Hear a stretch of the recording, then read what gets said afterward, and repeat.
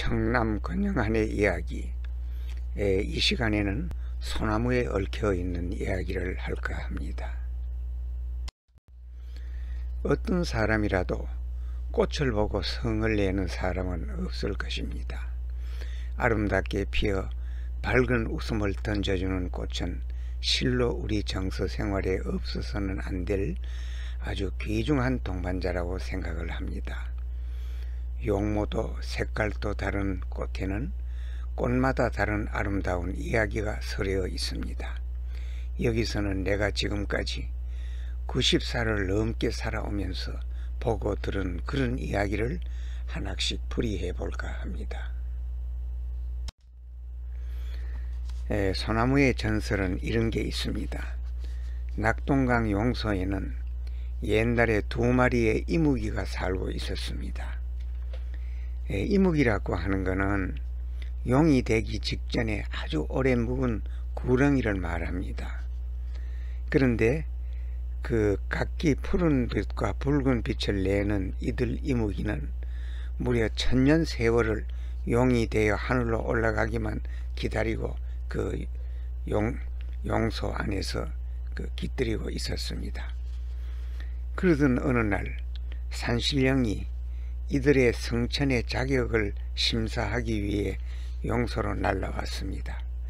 산신령은 말하기를 마지막 하루까지라도 몸과 마음가짐을 반듯하게 해야 용이 될 수 있느니라 하고 일러주었습니다. 마치 그때 한 가련한 소녀도 용소를 찾아왔습니다. 고된 삶에 지쳐 병으로 쓰러진 채 일어나지 못하는 어머니의 약을 구하기 위해 약초를 구하기 위해서 그 용소가 풀밭에 왔는 겁니다. 소녀는 어머니 병의 치유를 기원하면서 제 마음이 찢어질 것 같습니다. 어머니 병이 완전히 나을 수 없다면 목숨이라도 살려주십시오. 어머니와 함께 해를 보고 달을 보고 바람을 쏘이며 피는 꽃 흐르는 물을 보며 평화롭게 살고 싶습니다 하고 간절히 빌었습니다. 이를 바라보는 푸른 이무기는 붉은 이무기와 달리 소녀의 기도를 마치 자신의 것처럼 받아들였습니다.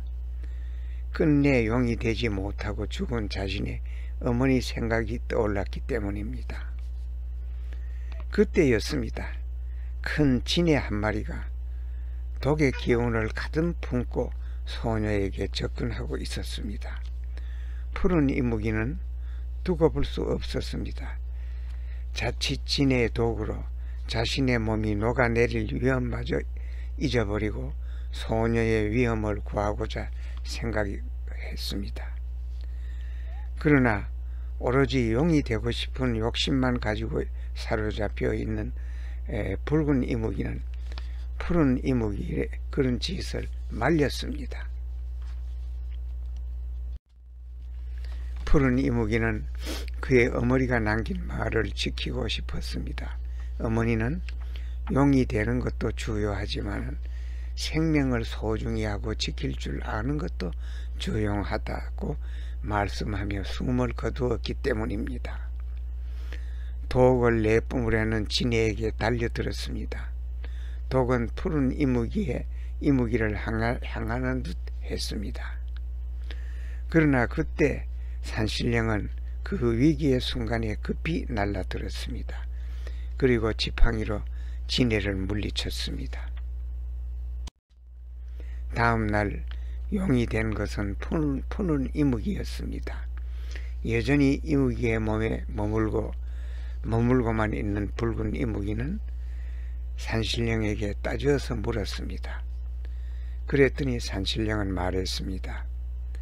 푸른빛 이무기는 자신의 목숨을 걸어 남의 목숨을 지키려 했느니라. 진정 큰 그릇이 되려면 몸과 마음가짐이 맑고 순수해야 하는 법이다. 그게 수련이란다. 그래서 푸른 이무기는 용이 된 것이다 하고 말씀을 하셨습니다. 용이 된 푸른 이무기는 하늘로 올라갈 길을 찾았는데 마치 그 옆에 있던 늙은 소나무 가지가 밑으로 구부려져 있는 것을 보고 그것을 타고 하늘로 올라가게 됐습니다. 그때부터 소나무는 노송이 되면 가지가 땅으로 축축 늘어져서 하늘길을 열어주고 있다고 합니다. 그리고 줄기의 껍질이 용이 타고 올라간 자욱이 난 듯 용의 비늘처럼 어덕더덕한 것도 그때부터의 일이라고 합니다. 오늘은 용에 대한 소나무와 용에 대한 전설 이야기를 하였습니다. 경청해 주셔서 감사합니다.